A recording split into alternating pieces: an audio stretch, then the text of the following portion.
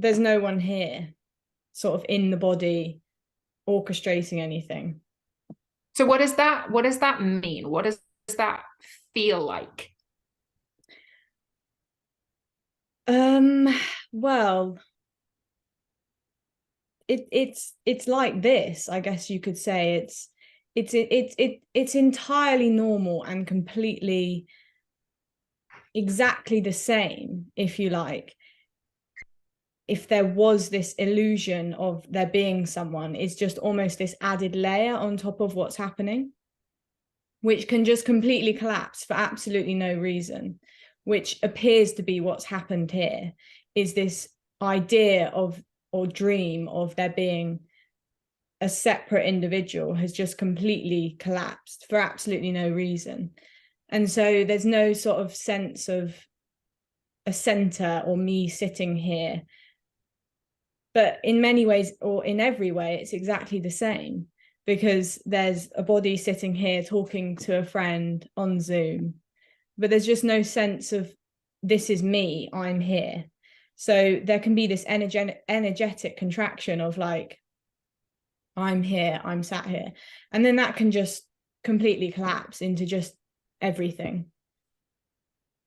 So it's exactly the same, but it's also it's entirely different. So it collapses when you die, or it collapses when you suddenly like when the ego or the sense of ego in self just drops.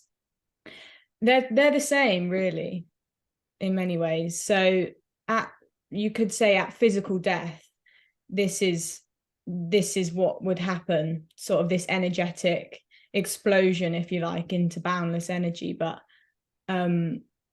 it can appear to happen before physical death. So yeah, you could say, I don't really like, sort of, I don't know, the word ego I think is quite loaded, sort of, you know, within spiritual circles, or you know, like the ego is really bad, but the ego is just really another word for the sense of I, or the sense of Mm-hmm. individuality. So yeah, you could say when that collapses, that is death of the I. Mm-hmm. From the I's point of view, from the individual's point of view, it is death, but it's not.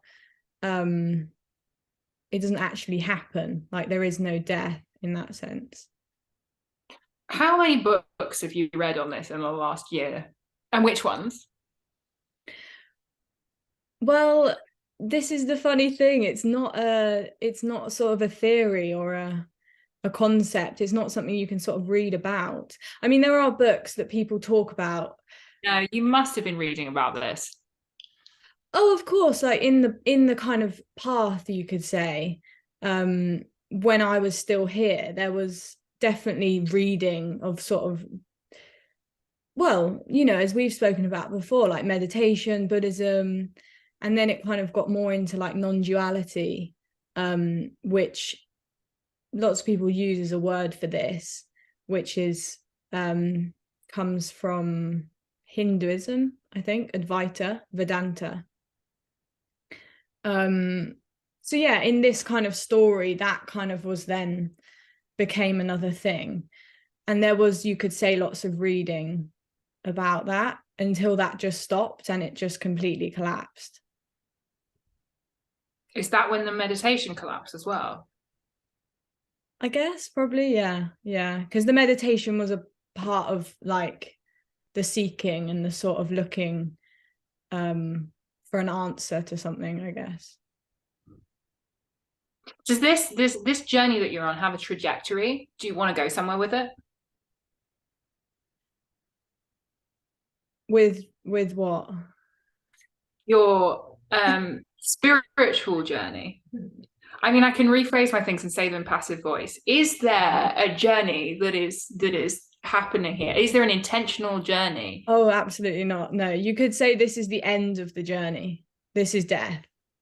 Okay, okay, okay. So there's Okay. absolutely no journey. And I guess that's sort of the path of like the person, is that this is a journey towards something. And that just has completely collapsed. So there's no journey to anywhere.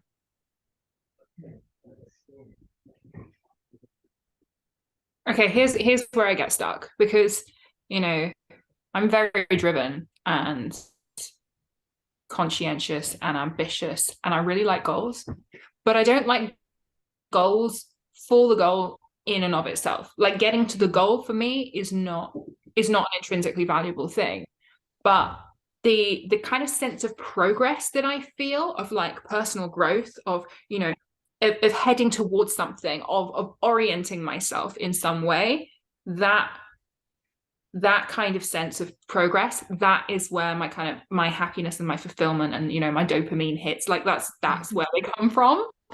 So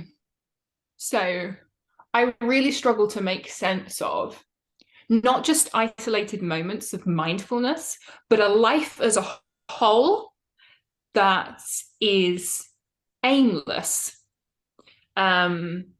Because, like, for me, there's a mixture of being present, like I can be present, and I'm often not, but hey ho, I'm human, of being present in the moment, but also having a direction and heading somewhere. And I can't make sense of just being without any journey or direction or aim or trajectory. Yeah. Can you make sense of it? Can make sense be made of it? No, absolutely not. That's the that is the freedom in many ways, is that there's no one who can or cares to make sense of it, I guess.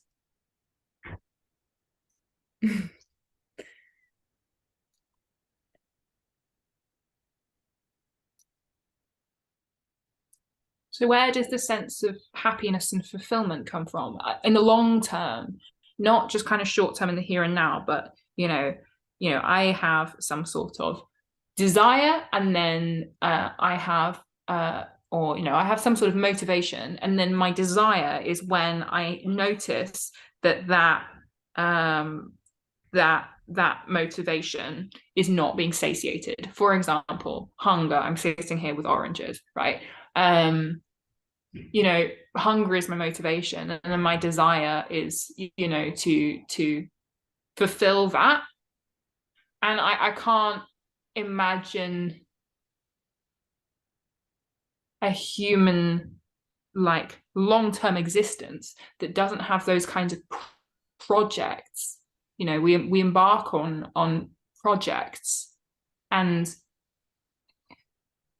life is fulfilling in the sense that it is purposeful and meaningful and makes us content, partly because we're here in the moment and we're present and we can be, but partly because we have projects and we take steps, we take strides towards those projects. And it seems to me that if we start saying there is no journey, there is no, you know,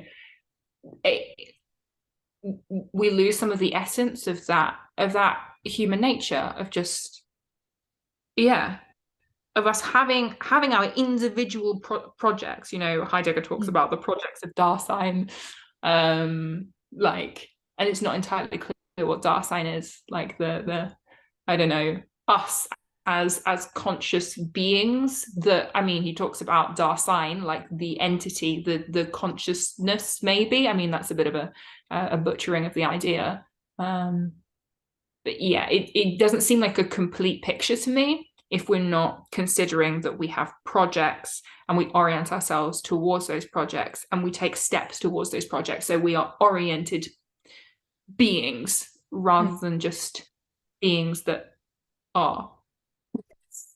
Well, it's kind of nice words, I guess, that you used at the end, because what this sort of says is that all there is being, really, and that that being can yeah, my brain just wanted to do an Aristotle, can be said in many ways, and I think part of that being is having orientation and direction and projects and purpose and drive. Of course. And there's Yeah. yeah. And what this, I guess, is saying is that there's absolutely nothing wrong with that. There's nothing wrong with anything, because this is unconditional love. So What now? How now? Well, what this is saying is that this is whole and complete, and this is love, and unconditional love really is what the individual seeks, and is what you could say drives the need for sort of purpose and doing things. And I've lost my train of thought.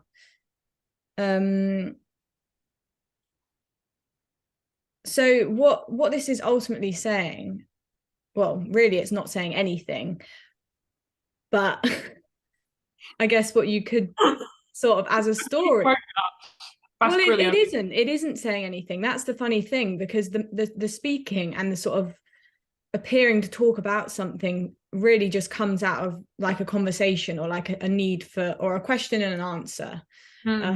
But really it's not saying anything. It's pointing, you could say, to the fact that this is already whole and complete. Sitting here on a Zoom call with your friend, having a catch up, is whole and complete, and it is everything, and nothing needs to be added or taken away. It's exactly as it is. So what this points to in that is that this idea of purpose and future personal fulfillment, you know, that's absolutely fine to kind of that can arise, of course. It doesn't matter either way, I guess you could say. But it's sort of saying that that idea of future permanent personal fulfillment is a dream, because as you sort of said, it's, oh, I don't know if you said that in those words, but it's insatiable. It's never fulfilled. So the need for fulfillment is never fulfilled, ever. Because it might, you know, there might be a hit, or there might be a moment of sort of appearing to kind of be content, but it's always underlying with this itchiness of that it's not enough. And that is the experience of being an individual. That's what the whole sort of setup is based on. And what this points to is that that is a complete dream, and that this is ultimately what that need for fulfillment is looking for, is this. It's everything. But it's hidden by the idea that it's not this, or that this is not enough, or it's boring.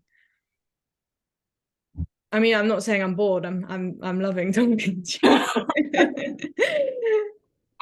I agree with that to a large degree. I think it's missing an aspect. What I think it's missing is that I'm trying to convey that, yes, okay, so say we have a goal and we're trying to, you know, we have some sort of motivation, we're trying to satiate that. We satiate the desire to meet the goal. The process, it's not the goal in itself, sure. My internet connection is unstable and my battery is low. Oh. My projects are being disrupted.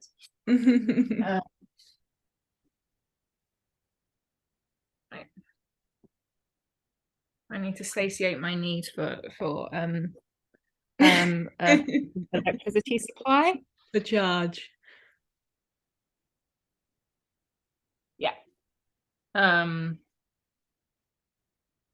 Yeah, but it's not the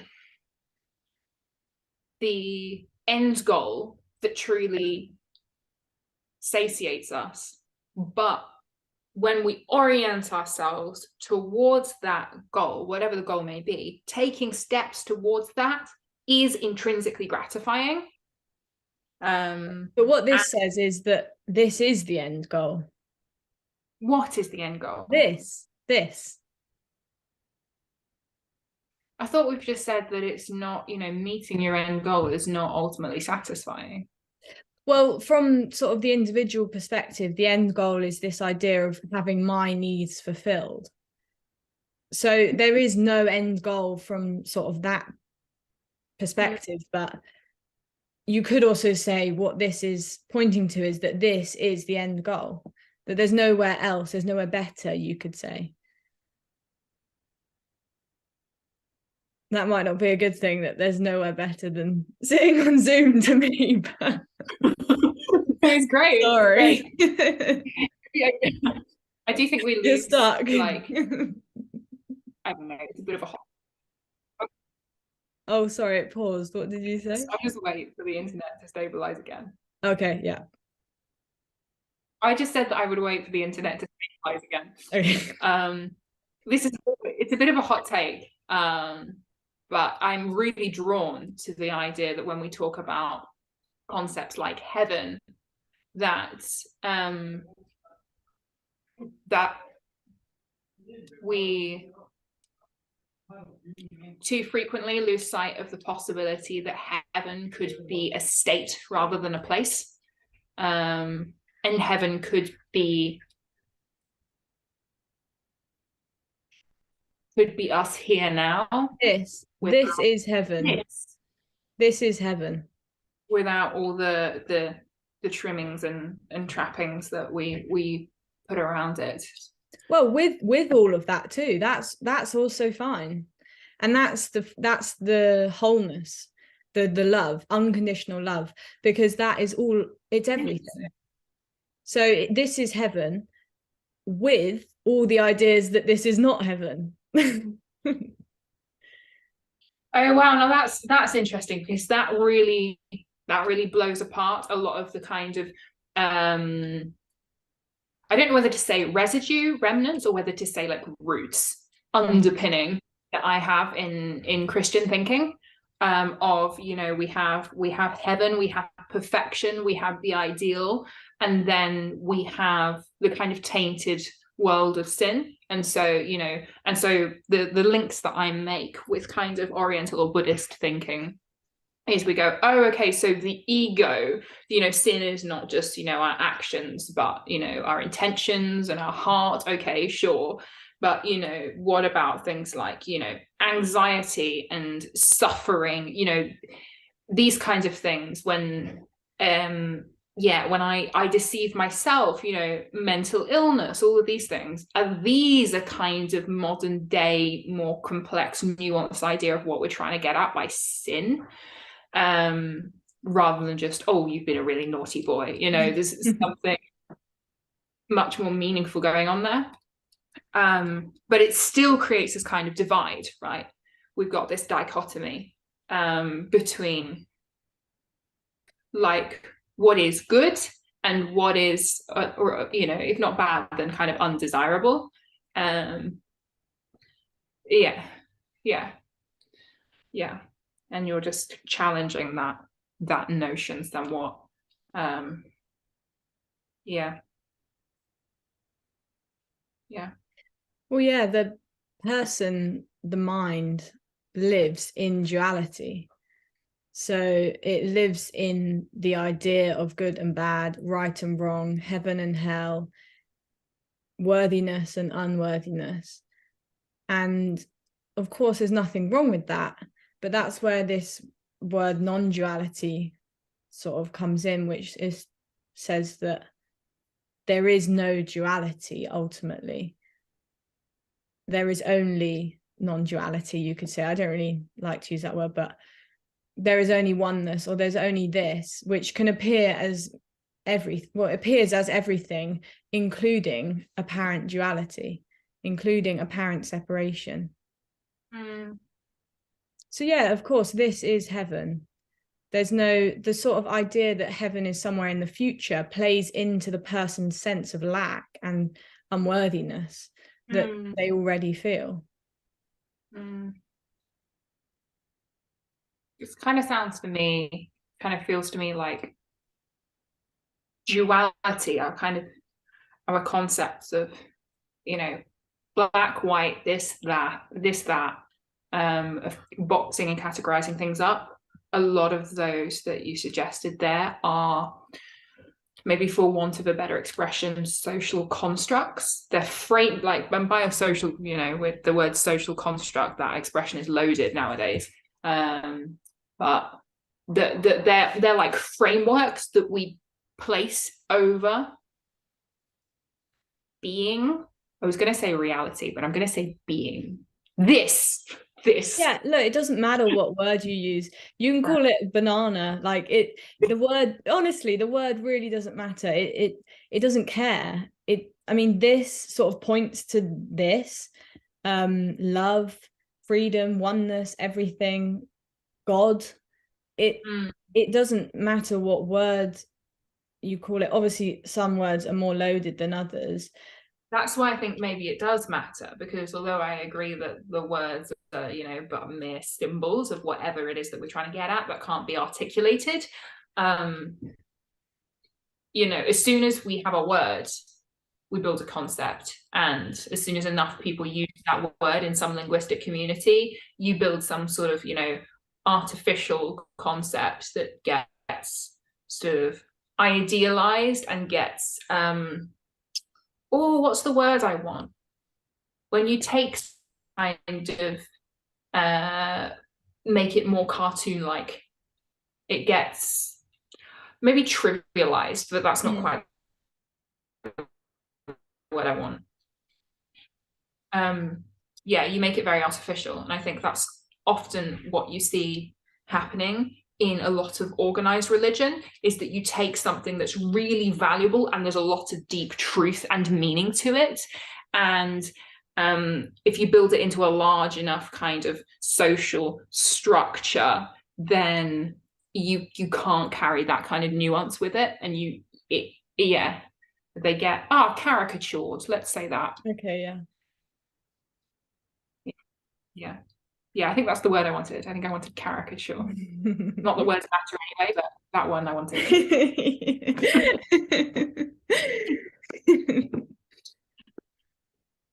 Yeah. I keep thinking about offering you an orange, and then my brain remembers that it's just...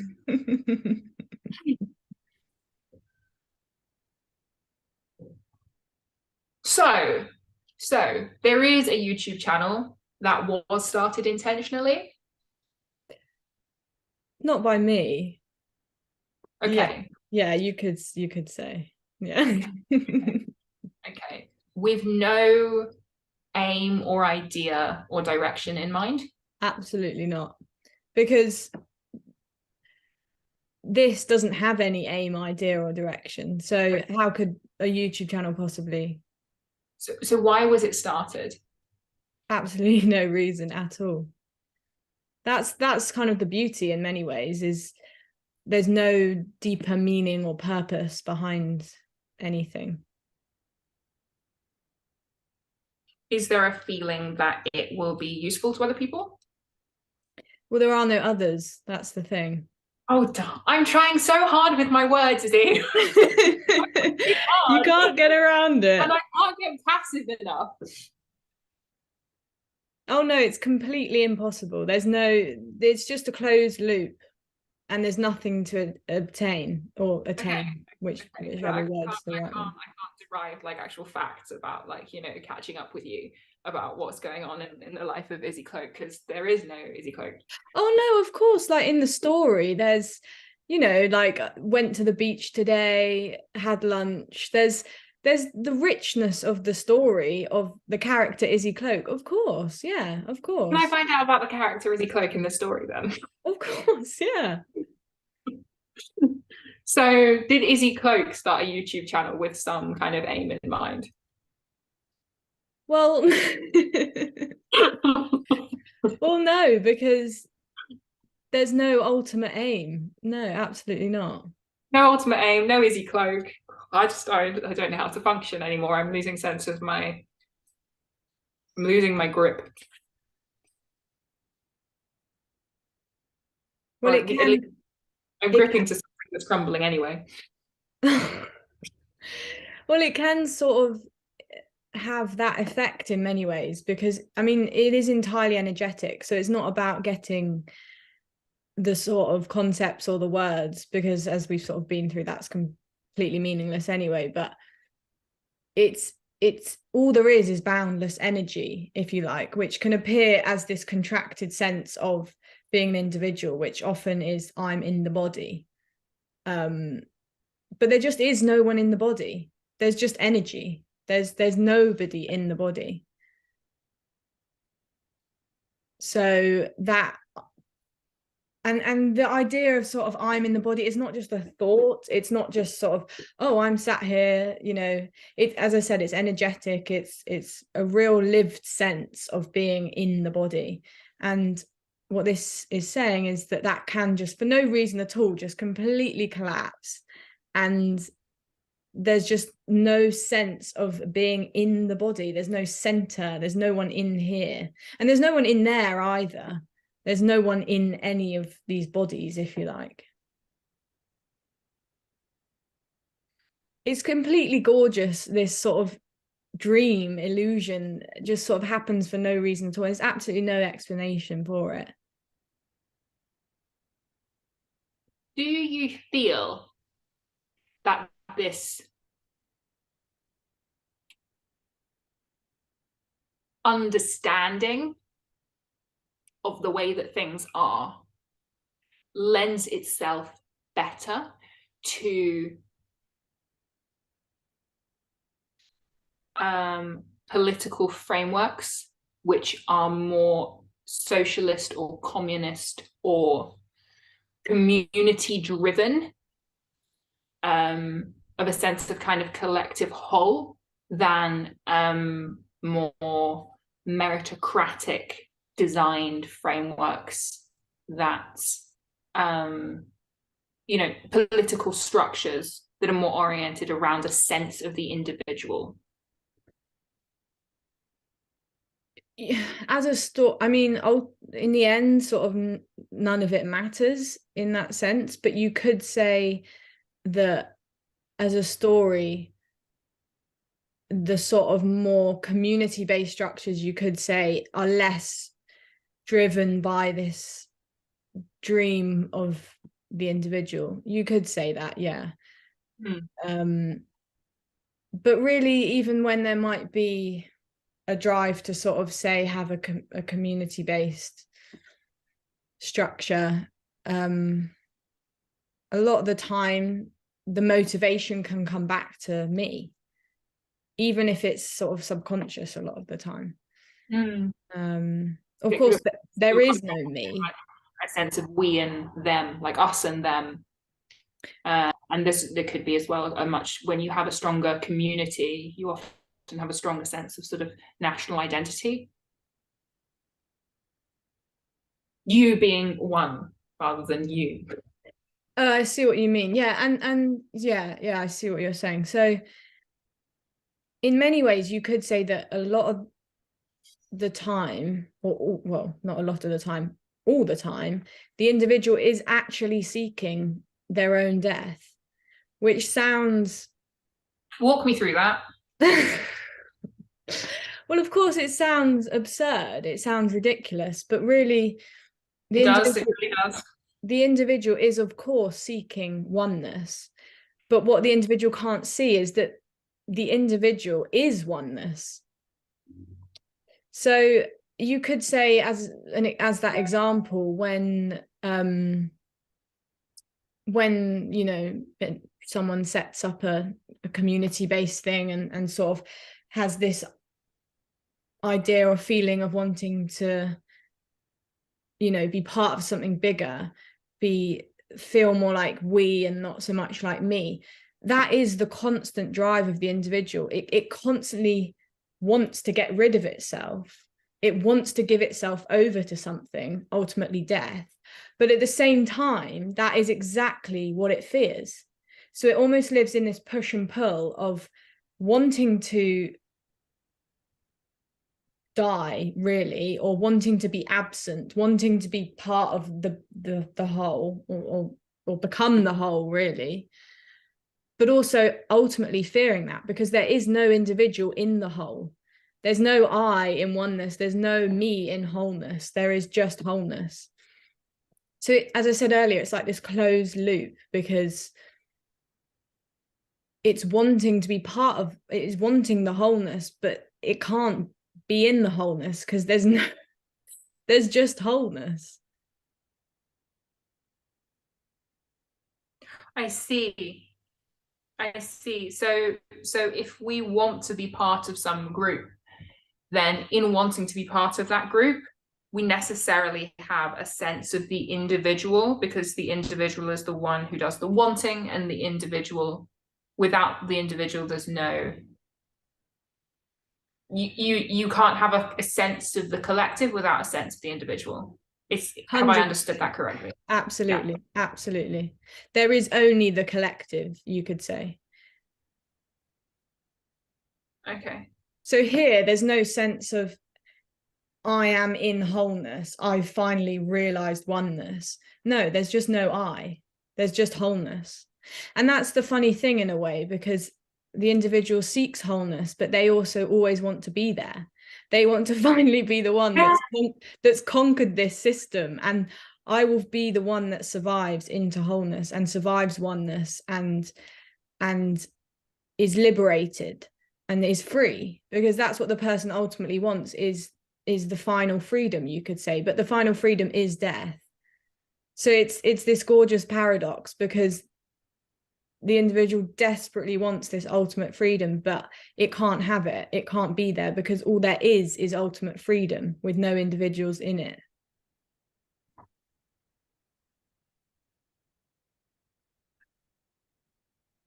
That is a beautiful, perhaps, well, one of my favorite spiritual and religious ideas, that the ultimate freedom is death. And that in order I'm not going to say to find, I'm going to say to live in that freedom, one must die, be that the ego that dies, be that the individual, be that a certain way of thinking or a worldview, a behavior, an old sense of self, an outdated relationship or project or desire. In Christian thinking, I am utterly enamored. There is enamorment. I am enamored of the idea, this concept of laying everything that is important to me, into my ego, into my sense of self, and laying all of that, the good, the bad, the ugly, at the foot of the cross in this particular setup, laying that at the foot of the cross and sacrificing that. And in that process, there being, I want to say, rebirth, something made anew in that space of total surrender. And for me, that's where I see my Christian is at its root Christian, are so enriched by this idea of I don't know, handing total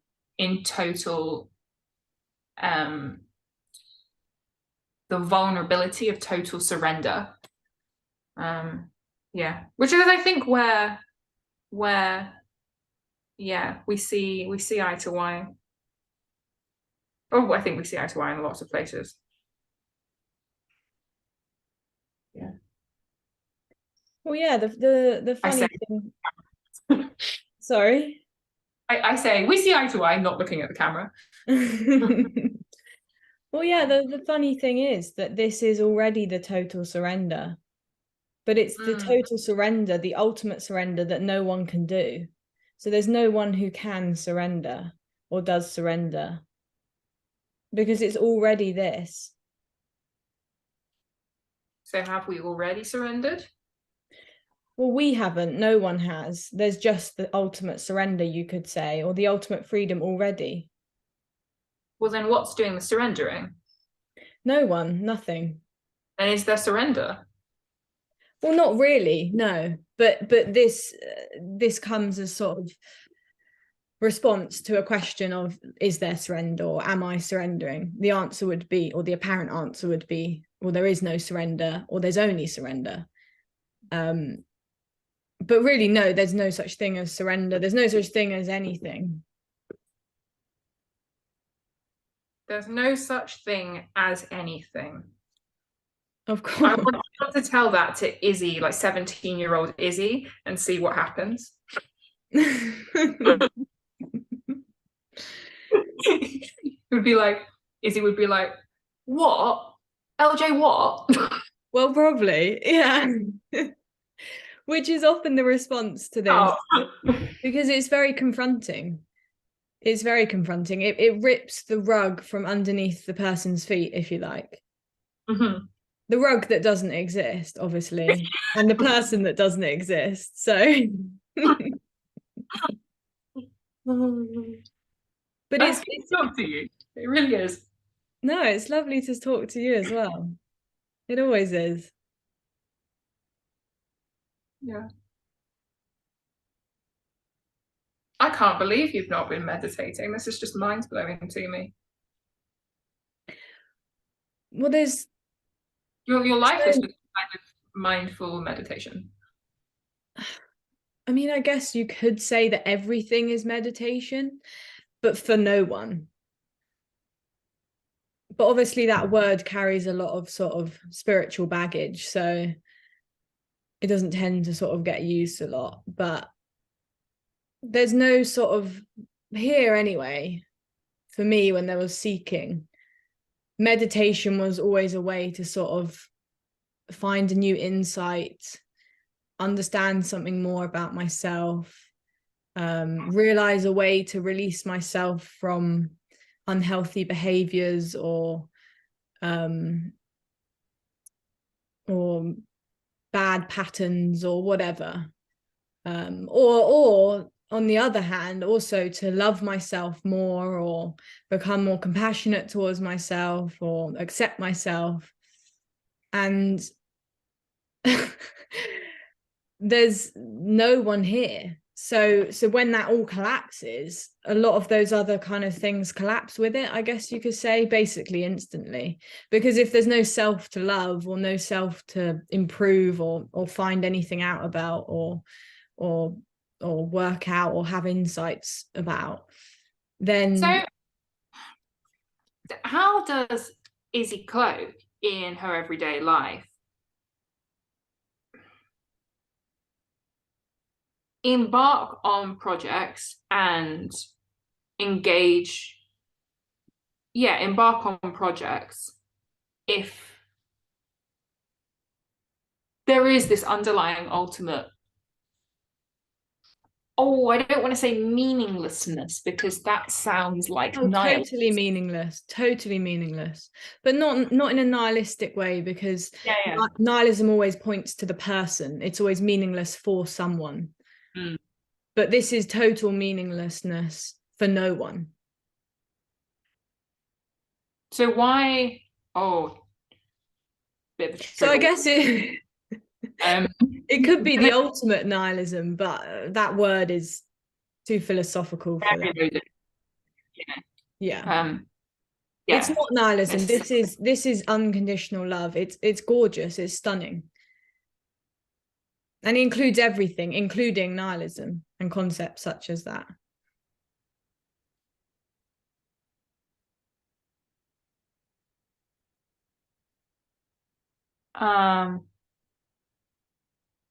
Bit of a trigger warning. Are you comfortable talking about suicide? Yeah.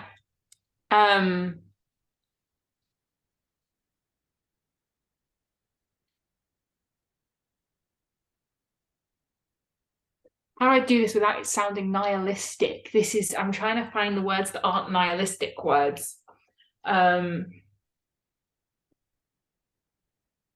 If this is all there is and none of it matters, it's really hard to articulate this idea without it sounding exasperated and cliche.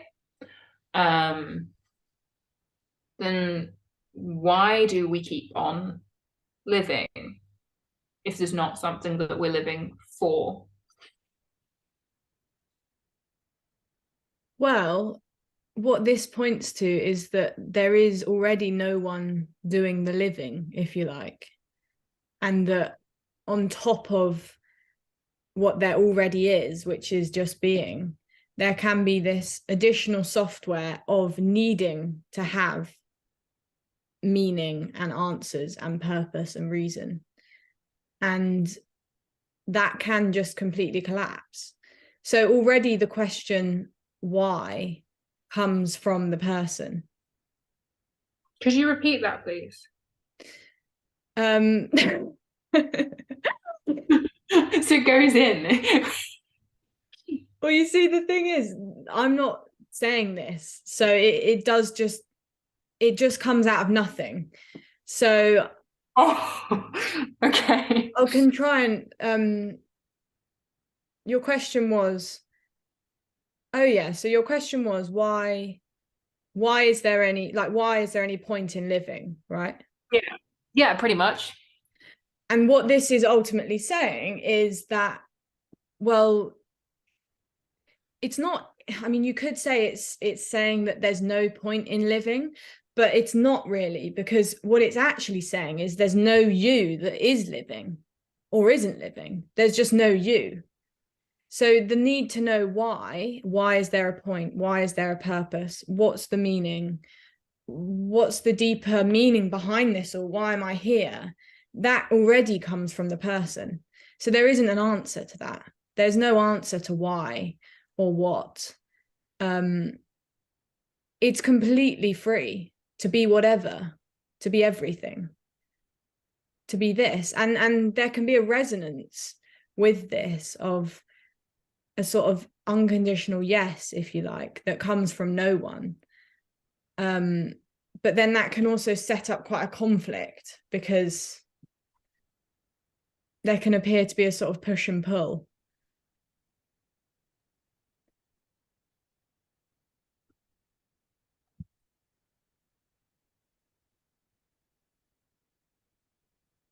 Okay, well, I can't solve the depths of these philosophical challenges. My brain's just going, but there is an experience that is being had, and it is it's like, in some ways it's a unique experience, because the way that I'm perceiving and interacting with the world, in terms of my senses, in terms of what's going on in the brain, is not what's going on elsewhere. It's this like a unique experience, and so an experience is being had. Well, that's the funny thing, really, is there is no experience. I'm not sure about that. I'm pretty convinced that some experiencing is going on over here, this side of the screen. Well, maybe, but that's the dream. That's what this is saying, that's a dream. So there's no experience of me sitting here. Absolutely not. And there's no experience of anyone sitting there either. It can be this dream, this illusion that covers over the ultimate reality, you could say.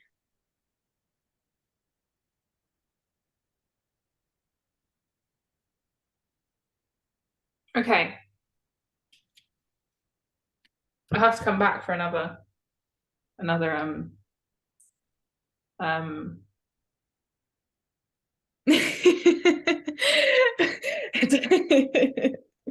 whatever this is. Exactly. The best I had was like spiritual pep talk, and I was like, these are not. Oh, brilliant. Yeah. No, it's nothing, and it's everything.